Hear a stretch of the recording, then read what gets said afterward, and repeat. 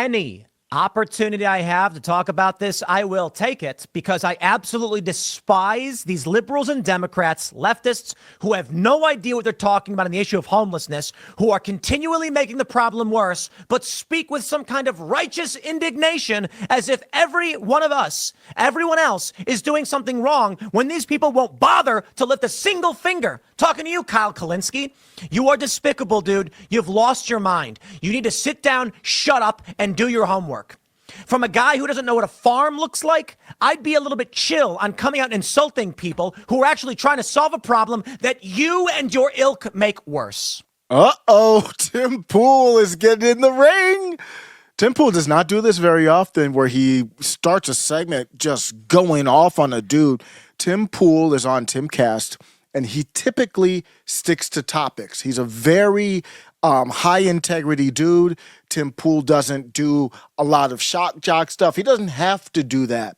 He doesn't have to talk about Jank or Kyle Kulinski. This one's going to be about Kyle Kulinski. But Kyle Kulinski got under Tim's skin, and Tim Pool is going to go off on Kyle Kulinski in this clip. Stay till the end, because this is breaking news. As I'm recording this, a new Minority Report came out with Emma Vigeland, who was on with Tim Pool on his Culture War show. And guess who was on there? Kyle Kulinski. At the end of this clip right here, I'm going to switch over to that to give you Kyle's perspective. Kyle talked about Joe Rogan, but it's the same lane. Kyle is going to explain why he's going to war with the right and Joe Rogan. Emma has a little bit to say, too. Let's get into this clip of Tipcast going extra on Kyle Kulinski. Forgive me for being so upset, but this one really bothers me because I've dealt with the issue of homelessness. Not only have I been homeless, but I've actually sought to help the homeless, and I've worked for these companies, these nonprofits, these networks, and I will tell you what the problem is. And the problem is not that we need more money, that we can just pay our way out of homelessness. But let me show you what Kyle Kulinski says first. And you know what? I'd be a little bit more respectful if the dude himself would be as well. But Kyle, you are a moron. Okay, I'm sorry, dude. I try not to be so overly angry on these things, sometimes dispassionate, I would say. But when you come out spitting and insulting and being as angry as you've been for this time, despite being so massively wrong, at a certain point, someone would say, dude, you're an idiot and you need to stop. Okay, I'm going to break this down for you because you clearly have zero experience in the problem of homelessness. You have done nothing to help any of these people while you sit on your high horse and insult Elon Musk and everybody else, despite other people actively trying to solve these problems. So Kyle Kulinski says all of these pathetic little weasels desperate to suck off their robber baron daddy Elon are like, actually ending homelessness costs more. How about this, Kyle? I actually did do work in homeless shelters. I actually did help the homeless and work to try and solve these problems, having experienced it periodically myself. As an individual who believes in hard work, sometimes falling on hard times, I found myself sleeping in my car. A couple nights I slept on a park bench. When I used to work at the airport in Chicago, I would just sleep in the pilot's lounge. Not supposed to, but I had nowhere else to go. Fortunately, I was able to get a job. I was able to save up money, and it was a struggle. I have a similar story to Tim Pool. I'm going to tell you a little bit before we go on this homeless thing here. It resonates with me. For a very short period of time, I was maybe suffering from some type of depression or whatever it is. After my first professional job, I was just the grind of working every day. It wasn't even hard. It was just like, man, it was the rat race, the corporate grind. I kind of crashed out. I just left my job abruptly. I had some savings, blew through it. I was playing video games, and before you know it, I couldn't pay the rent, and I just was out sleeping in the car just for a little bit. Then I went and got a job as a bell attendant. This is out in Michigan, and saved up cash, got a Craigslist room with 5 other dudes, started playing poker online, believe it or not, made a little bit of money playing poker online. And then saved that up, and then was able to get back on my feet. And at that time, I was like, man, I got to be Tim Pool. What he's saying there resonates. I had to mentally say, this, I'm better than this. Sleeping in the car. Luckily, it was right before winter. It was fall, and I got a place right before it got cold out in Michigan. But I'll never forget that time, and I had to pick myself up. And I understand it's different for everybody. I'm not going to be going through this pick yourself up by the bootstrap stuff. But when we talk about homelessness, I kind of have a Tim Pool, at least from that part. I never helped out the homeless, but I was for, I think it was about 10 to 14 days homeless. Part of the reason why Tim Pool goes at Kyle Kulinski like this is because of this story. I want the reference that he said about Kyle Kulinski not knowing what a farm is. It's actually, it sounds unbelievable, but it's actually true. November of 2019, Kyle Kulinski, host of Secular Talk, I should say that, the Kyle Kulinski show on the Secular Talk YouTube channel. He was on a flight near Colorado, Kansas. Kyle Kulinski famously took a photo of, you're looking down at the airplane and you're seeing all the sectioned fields. So you see the landscape. He shared it on Twitter. It was Twitter at that time. He captioned the image, "This is land by the Colorado-Kansas border from a plane. Pretty cool. I have no idea why it looks like this." The tweet went viral before tweets kind of really, really went viral like they do nowadays, with many people clowning him because he did not know what farmland looked like. The patchwork fields, the irrigation circles. It's a common sight for anyone who's flown, anyone who's been to rural areas. So that it really happened that he didn't know. In the aftermath of that, it was kind of embarrassing. He kind of went on, and there's certain things I don't know that's embarrassing too, but that's part of the backdrop of this story. Let's get back to Kyle Kulinski. The topic here is going to be homelessness. How do you solve it? Maybe you guys should realize that the government can't solve everything. Now, most people who are homeless, that's not who they are. It is rare that someone who is of sound mind and body and willing to work ends up homeless, but it does happen. These people quickly find their way out of it. Not every single person. But let's talk about what you said. According to the Department of Housing and Urban Development, the answer is $20 billion, so I'm correct. California is full of grifter con artists profiting off of homelessness and stealing the money. Pause. You're right. That is true. Something these idiots would admit if it wasn't for their pathetic Elon bootlicking preventing them from telling the truth. But Kyle, you are so dumb. You have no idea what you're talking about. But don't worry. I'll set you straight. The high number to end homelessness is $30 billion. So Elon still could end it with a pocket change. He doesn't give an F about homeless Americans, and these virtue-signaling fake, edgy, conservative-ish posters don't either. They'd rather simp for Elon than push him to get 650,000 Americans, including 32,000 veterans, off the street. Kyle, I implore you, please Google things. Maybe, I don't know, ask someone who's actually worked in the industry. I'm going to give you this first and foremost. California is full of grifter con artists profiting off of homelessness. They call it the homeless industrial complex. Not kidding. A lot of people make a lot of money doing nothing. But I will also tell you this, my friend, there's no real number to ending homelessness. So when you sit here and say these people could spend $20 billion to end the homeless problem, or that Elon could do it, or the government thinks it would cost this, that, or otherwise, you're wrong. Here's the original tweet. It would cost $20 billion to end homelessness in America. Elon is worth $350 billion. Kyle Kulinski. And Wokeness quoted it saying California spent over $25 billion in the last 5 years to end homelessness. Yeah, and they've really done nothing. But he's correct. California is a grifter state of con artists who make money off the problem. They don't seek to end homelessness, and homelessness is largely a problem of choice. Sorry, all the liberals and leftists are going to scream and bash their faces on the table, but it's true. I know because I have dealt with this for years. So in various places, and with respect to the privacy of these shelters, consider the nonprofits, and there are, and I don't want people like this to go after them. I'll leave them out of it. But I can tell you about what happens when you pull up to a homeless person living under a bridge, and you say, "Please come to the shelter. We have space for you." You know what they say? F you. That's right. In Seattle, there was a group they called the Avrats. These were homeless kids. Some of them jumped on freight trains and rode them across the country, made their way to Seattle intentionally to be homeless and live in the street. These kids were late teens, early 20s. There is nothing on God's green earth that would make them stop living the life they wanted to live. You could go to them and offer them money, which they did. You could go to them and offer them a room with video games, and they had, and they'll say no. Often what they will do is they'll say, Okay, I'll come with you. They'll go in, eat food, take a shower, wash their clothes, pack up, and jump out the door in 2 seconds. A lot of these kids stopped coming because they knew that if what would happen is the shelters would say, come to the shelter. They'd walk them in. They'd lock the doors. That's what some of the youth shelters do. Because you're a minor, not supposed to be out on the street. So the kids would say, screw off. I'm not going anywhere near you. The kids want to do drugs. A lot of these homeless people are mentally unstable. So what amount of money are you going to spend to deal with that problem? You can't always throw money at the problem, Kyle Kulinski. That's what Tim Pool's trying to say.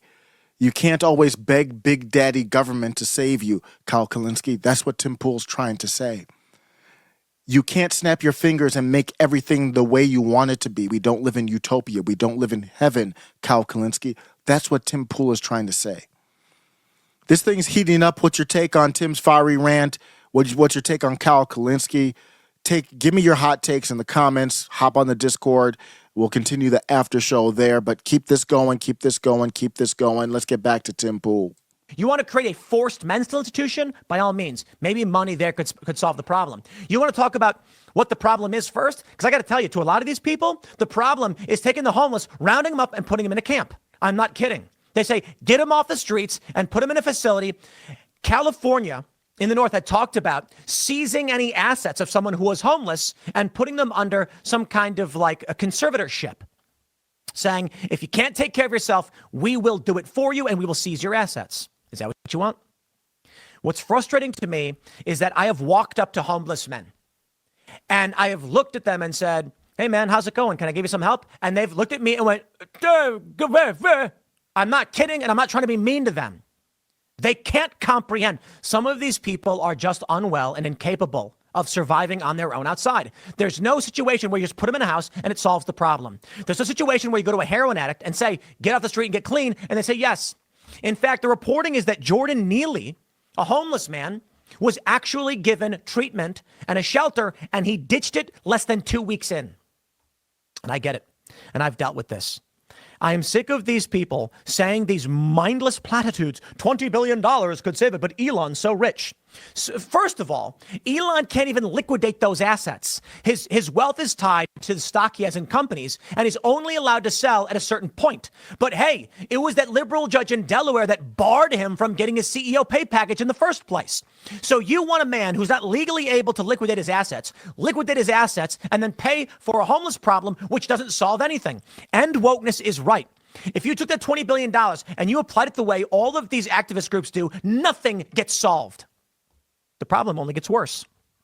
Since COVID and since the death of many of these industries brought on by Democrat governors and people Kyle Kulinski supported, we have seen more people lose their livelihoods and end up homeless. I am sick of these people who are making the problems, acting like they're going to be the ones to solve it, when all they're doing is saying, throw more money at something. Let me tell you a story. Many of these stories we saw during COVID. The government came in New York and other cities and cracked down and shut down small businesses. A restaurant with $30,000 worth of food in their refrigerators saw it all spoil. That food is gone. That money is gone. And they did not have the means to reinvest in the supply to reopen the store when the time came. So they shut down, and we saw family restaurants go out of business. These people lost their lives. They lost their jobs. And for the people who are already struggling to hold on, thanks to these lockdowns and the psychopaths who support them in these big cities, destroying the economy and destroying their lives, the bottom, who were barely making it by, lost everything, found themselves homeless. Several interviews popped up. There was a couple living in a camp in California. They had tents, and they said exactly this. I was making very little, working at a gas station. I couldn't afford to pay my rent. When the lockdowns happened, I lost my job. I could not sustain myself. The money, the stimulus, none of it was enough. I lost my place. I can't live anywhere. Now they're homeless. What's your solution? Pump more government garbage into this? It's not solving the problem. No, I can say, if you're talking about the very rare circumstance where a hardworking man or woman loses their job, can't pay their rent, and becomes homeless, those people are pulled out in a week or two because the system is designed to help the people who seek to be helped. I was homeless. I got it really quickly. I never went to a shelter. Figured it out. And it's not easy. And I got to tell you, one of the things that really bothers me about people, let me tell you about people. One thing I found when, because that was a period of months where I didn't have a place to live. I'd sleep in my car, and I'd have cops yell at me and bang my window saying, you can't sleep in your car. I was lucky enough to have a car. Carlton. The hospital parking lots were the best place to go. Never got bothered there. Man, but look, here's where I want to take this. Kyle Kulinski obviously says, I need more government power to solve homelessness. That's not something that a government can do. But the bigger picture is, why is Kyle Kulinski in a position where he's triggered Tim Pool into anger? That doesn't happen very often with Tim Pool. Tim Pool has all kinds of people he disagrees with come on his show. This is what's happening with Kyle Kulinski. This is the clip that I told you I was going to get to. Listen to Kyle Kulinski talking about Joe Rogan. Then you're fake independent media. You're not real independent media. And I'm now going to war because what we saw is a lot of these people like Joe Rogan, I was there. I was on his show 4 or 5 times. He would sit there and nod in agreement when I would make anti-Trump arguments and arguments in favor of a left-wing worldview. Then 3 weeks later, Ben Shapiro would come on and say the exact opposite of me on every issue, and he would nod along in agreement, right? And so at some point, you got to call a spade a spade. You're not independent media, and you're clearly just a vibes-based voter, right? You cocooned yourself in this right-wing echo chamber where you got right-leaning UFC people and right-leaning comedians, and Dana White, his boss, is super right-wing and loves MAGA. He put himself in this echo chamber. COVID helped to break his brain, and then look at that. He goes full MAGA. And you know what? That makes me look like a jackass, because I was the one going in there, taking him at face value, acting kind, holding his hand and walking him through it like he was a toddler on these topics. And then, wow, in retrospect, would you look at that? You completely flipped. I mean, we were defending him, unfortunately, way too late, right? When people were already on to, I don't know, man, you're saying a little bit more right-wing things here. And we would be like, well, no, look, here's a compilation of all the times Joe Rogan said base things. He argued for universal health care. He argued for free college. He argued for higher minimum wage and this good thing. And I would show that compilation and go, see, I don't know what you guys are talking about. But guess what? When you decide I'm going to endorse Donald Trump after he lied to your face relentlessly for the entire podcast, telling brazen lies, then I'm sorry, all the charity is gone, all the sympathy is gone, and I have to come to a different conclusion now. My conclusion of, you could hold these people's hands and walk them through it and talk to them like they're reasonable and work it out. It just didn't work. It just didn't work. And that's why you see a much more bold, aggressive style out of me where I'm like, fuck these people and the horse they rode in on. Because if what I did before didn't work, okay, I got to try a different approach now. So if it's just call these people the fucking frauds they are, well, then guess what? We're going to call them the frauds that they are. But don't be like hard on yourself in that way. I mean, Bernie Sanders did the same thing where he was trying to go there. And I thought at the point Rogan could be reasoned with in that way. And his audience, it was important to try to communicate with them. Like the thing is like, go on all these platforms. It's like why I went on Tim Pool, but I'm going to go there in a way where I'm not going to try to get invited back. Like I'm going to go there and try to. Right. Adversarial. Right. At this point, specifically with explicitly right-wing outlets, you got to go in there and you've got to eat their lunch, because the only time that leftists get reinvited to these places is if you validate everything that they say. Right. And then that creates a perverse incentive for those leftist communicators as well, because there's so much more money on that side of the equation. Yeah, so that's what it comes down to. Cal doesn't.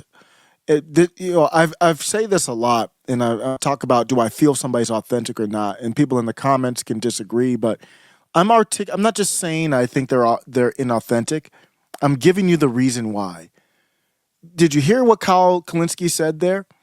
He said he went on with Joe Rogan. Joe Rogan has the biggest podcast out there, and Joe Rogan gives him a platform for him to say what he wants to say. Joe Rogan has admittedly said, I'm not any knowledgeable political guy. And Kyle Kulinski's upset because he has Ben Shapiro on the next week, and Joe Rogan isn't really agreeing with Ben Shapiro. Well, he's nodding his head. What? So he's mad because Joe Rogan didn't adopt Kyle Kulinski's position and then go after Ben Shapiro? That's not a genuine take. And then he says, because of that, it made him look bad. Bro, this ain't about you. It's about the issue.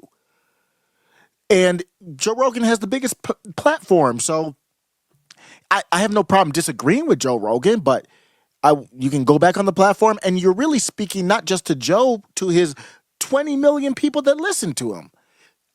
That's not authentic. That's not an authentic stance to say I got to burn the bridge with Joe Rogan because after he let me on, it was very nice to me. He was also very nice to Ben Shapiro. What the hell kind of take is that? So that's why when it comes to homelessness, he's not authentic. California burned through $25 billion over a few years, and they got homeless people climbing off the rafters and crawling out of sewers like New York, accosting Anna Kasparian and all kinds of craziness. Women all the time, and you've got brown milk duds all over the sidewalk. After all that money's been spent, and Kyle Kulinski with some type of energy in his chest says we need to throw more money at it. Get out of here. This after show carnage. This one was really about where the left is. It's Tim Pool was just getting triggered by the left. Kyle Kulinski represents the lost left right now. They post election of Donald Trump, they don't know what to do. They say the money's on the right. What they mean is all the topics are on the right. The right is better. The right is more based. The right is more common sense focused. So when you say stupid stuff like you got to throw more money at it to solve homelessness, that doesn't resonate with anyone. No one resonates with that. No one thinks that's true other than you two. That's what she really means by the money's on the right. Anybody who doesn't think you need to throw $25 billion at homelessness to solve it is now right wing. That's why you think the money's on the right. Tim Pool's a classic liberal skater dude. Emma said she went on the show with basically, she didn't exactly say that. She said that she said, I went on with Tim Pool not trying to get brought back. Get out of here. Just have a conversation. Why are you even thinking about that? Why are you even thinking like that? He gave you a platform.